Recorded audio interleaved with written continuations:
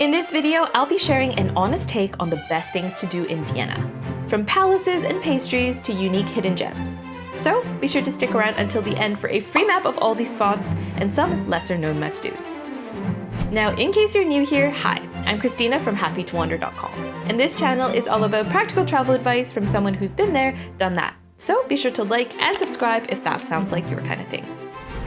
Now, let's get started in the very center of the city, with a big one, and I do mean that literally. Known as one of the largest palace complexes in the world, our first Vienna must-do is to explore the Hofburg. Originally built in the Middle Ages as the seat of the Dukes of Austria, this sprawling palace complex is still used today by the Austrian federal president as an official residence and workplace. But the Hofburg is probably best known as the OG center of the Habsburg court, where endless meetings, balls, feasts, and more were held for centuries. Today, the Hofburg houses a truly astounding number of Vienna's top attractions. As a quick tip for saving money, these attractions do add up quickly, so it might be worth getting something like the Vienna Pass if you plan to do many of them, as most of them are included. Though if you're short on time or funds, it's still worth at least admiring this beautiful complex from the outside. Some of the most famous highlights here include the Museum, which is dedicated to the life of the famous Austro-Hungarian Empress Elizabeth, known as Sisi, and houses a number of beautiful personal items, including some of her most iconic portraits and dresses. There's also the Vienna State Spanish Riding School here, though the morning training isn't really worth the money or wait in my opinion. You can also find the Imperial Treasury, which is one of the most important treasure chambers in the world, with 2 imperial crowns on display, along with many other incredible pieces. Plus plenty of green spaces like Burggarten and Volksgarten, along with Heldenplatz, which has its epic gate. And actually more museums, if you can believe it, in the Neue Burg. But let's address those separately as our next must-do, which is to enjoy the museums of the Neue Burg. This especially noteworthy section of the Hofburg is so named for its, relatively speaking, recent addition beginning in 1891, the last expansion made to the complex. Today, this photogenic extension is home to a number of museums, including the House of Habsburg tour, which I honestly think is one of the most worthwhile museum experiences in Vienna, especially if you want to learn more about the city's imperial history. This immersive experience guides you through various rooms in the museum, teaching you about Habsburg history as you go. Really worth it, and you get to see some very badass armor and treasures. The World Museum is also housed in the same building, though to be honest, I don't think this would be my top priority when visiting Vienna. In this museum, you'll find the collection of seafarer James Cook and other treasures from around the world. Out of the many possible cultural attractions to enjoy Vienna, I feel like this one speaks the least to Austrian history and culture, so I would probably prioritize other sites, like the House of Austrian History, for instance, which is also housed in this building. This small museum gives a broader overview of Austria's history beyond the Habsburgs. If you're curious to see Austria's historic timeline laid out in a clear and straightforward way, with relics and helpful explanations for each era, this is a great educational spot. And finally, one of the more underrated, though small museums in the complex is Efes Museum, home to artifacts from the Turkish city of Ephesus. I loved having this space entirely to myself during my visit, so definitely head here if you're looking for a bit more of a hidden secret. You'll also find the Austrian National Library here, which is home to the Papyrus Museum, where you'll find an extensive collection of ancient manuscripts, letters, and legal texts. Do not get confused though. A lot of visitors come to this Austrian National Library location in search of the stunning Prunksaal, or State Hall of the Austrian National Library, which is definitely worth seeing, but is actually located elsewhere in the complex over in Josefsplatz. But I do think it deserves its own entry, so another beautiful must-do in Vienna is to enjoy the amazing Prunksaal. This opulent Baroque hall houses a wealth of historical books and manuscripts, with some dating all the way back to 1501.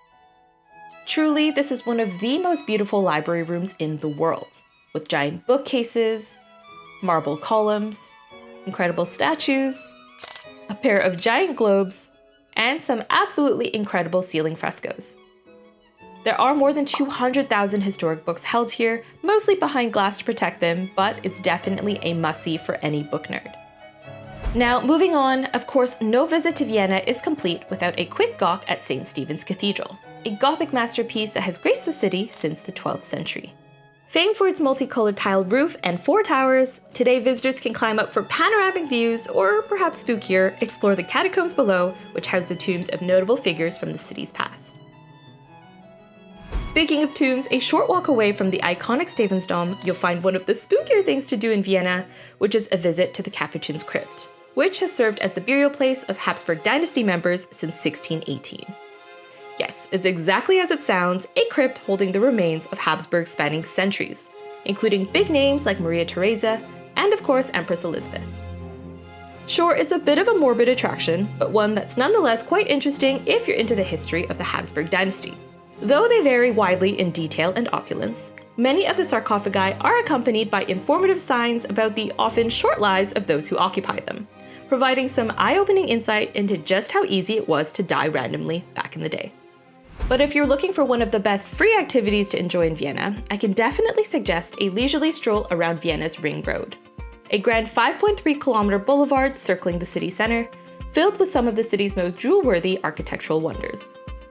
Along the way, you'll encounter stunning landmarks like the Vienna State Opera House, which was the first major building to even be constructed along this road. Best enjoyed through a performance here if you can catch one, or you can also book a guided tour. You'll also find the Austrian Parliament building, which is a Greek Revival-style building known for its pretty fountain out front. The City Hall, which is housed in an impressive neo-Gothic building, and is of course where the Mayor of Vienna works along with the City Council. It is beautiful to photograph from the outside, but you can also join a guided tour for free on select weekdays, so be sure to look into that. And of course, there's the Palace of Justice, a lesser visited gem that's beautiful and free to admire on the inside, with a nice rooftop restaurant as well, offering sublime views. I personally think the best way to take in all these views is by foot, but many of the tramlines will also allow you to DIY your own sightseeing tour. Close by, you'll find another treasure of a museum, the Albertina, worth visiting for the stunning view from its terrace alone, and also a great place to munch on a sausage from the famous Bitzinger sausage stand below. Honestly speaking though, if it's value for money you want, the Albertina is probably one of the best all-around attractions in Vienna. Not only is it housed in a stunning Habsburg residential palace, inside you'll also find a vast collection of artwork scattered across 4 floors with some of the most famous names in art history, ranging from Monet to Picasso. Honestly, I couldn't believe the number of famous names casually on display here. Not only that though, there are also staterooms included in your visit, with 20 restored Habsburg staterooms where you can feel like you've traveled back in time, surrounded by chandeliers, stunning furniture, and more art. So yes, I'm a huge fan of the Albertina and can definitely recommend it if you're unsure about which museums to check off your list. Speaking of worthwhile museums, of all the very grand buildings to visit in Vienna, one of my personal favorites is the stunning Kunsthistorisches Museum, which is home to an exceptional collection of European masterpieces. Inside, you'll find the largest art museum in the country, filled with artworks that were once part of the Habsburgs' private collection. Today, highlights include paintings by big names like Raphael, Rembrandt, and Vermeer, along with Egyptian, Greek, and Roman antiquities, sculptures, coins, and books. Best of all though, these works are housed in a jaw-dropping Renaissance Revival building with a stunning cafe in the middle that is truly a work of art entirely on its own. While it gets busy here, there's definitely a good reason for that. And if you're an art lover, you won't be disappointed. Across the way, there's also the Natural History Museum, housed in another impressive building because Vienna, of course, likes to show off. That's not all, of course. A short walk away, you'll also encounter one of the largest cultural hubs in the world, the aptly named MuseumsQuartier.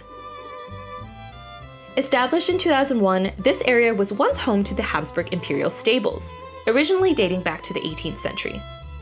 Today, it's a vibrant cultural hub, with highlights including museums dedicated to architecture, modern art, contemporary and international art, Austrian art, and even a kids museum. So needless to say, there is plenty to do. Alright, moving outside of the historic city center now, let's go westwards and discuss one of Vienna's most famous must-sees, which is Schönbrunn Palace.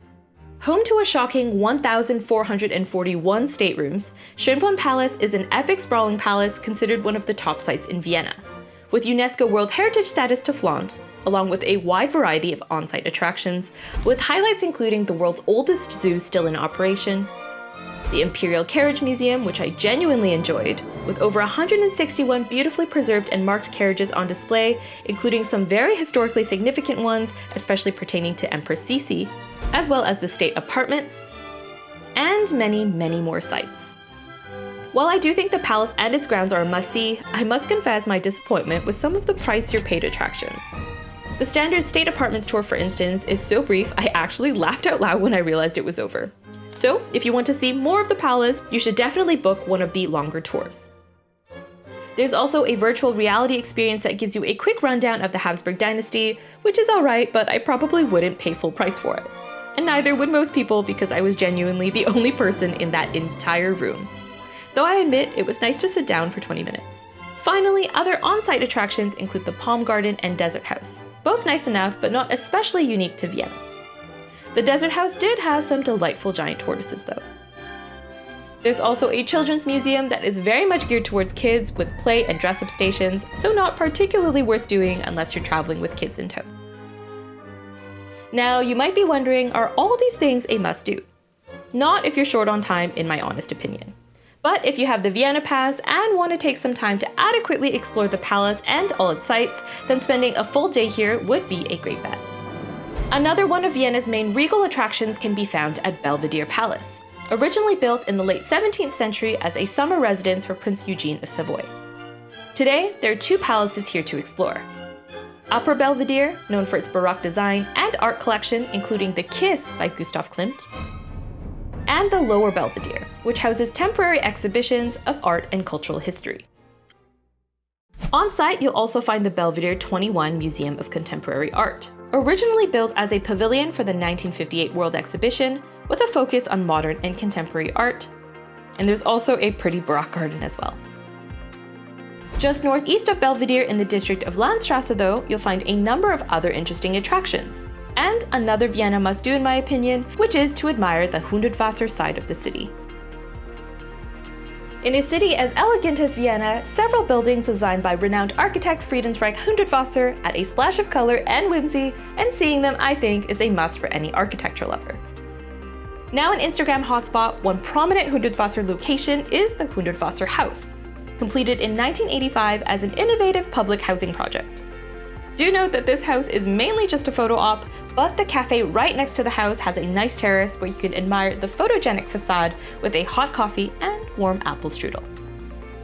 The Hundertwasser village across the street is also nice to see on the inside, though beware that most of the shops kind of just sell generic souvenirs.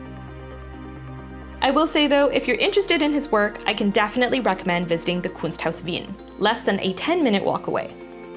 This is where you can truly appreciate Hundertwasser's work over the years, and also explore the inside of one of his most beautiful creations, housed in a former furniture factory. Just like the Hundertwasser house, this museum features irregular shapes, colorful mosaics, and plenty of greenery, as well as the only permanent collection of his work. Oh, and he also designed a stunning incinerator out in the 9th district if you're interested. Speaking of districts, another Vienna must-do for those with the time is venturing out of the very central 1st district, which is where most tourists tend to spend all their time. Yes, it's beautiful and historic, but there's a lot more to see in the city all around its 23 different districts, many of which have a distinctive vibe and personality. Out in the 2nd district, for instance, you can visit the famous Vienna Prater. Granted, I wouldn't go out of my way to come here, but if you're especially enthusiastic about amusement parks, then this amusement park is definitely worth a stop. Dating back to 1895, the Vienna Prater is an amusement park located on what was once the hunting grounds of Austrian royalty. A key highlight here is the giant Ferris wheel, the Riesenrad, as seen in Before Sunrise, which is cute and offers some great panoramic views of the city.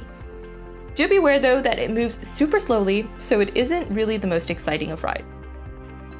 Madame Tussauds can also be found here, but honestly I wouldn't prioritize it unless it's included with a pass.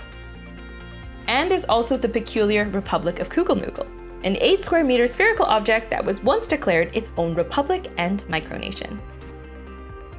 While on this side of the river, another potential viewpoint to check off your list out in the 22nd district is the soaring Danube Tower, which stands at 252 meters high, offering sweeping views over the city.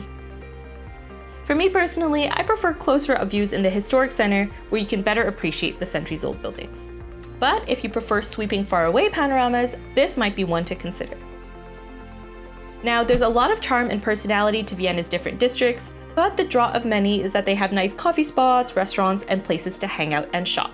So, if you're looking for a slower-paced trip, exploring out of the center is perfect.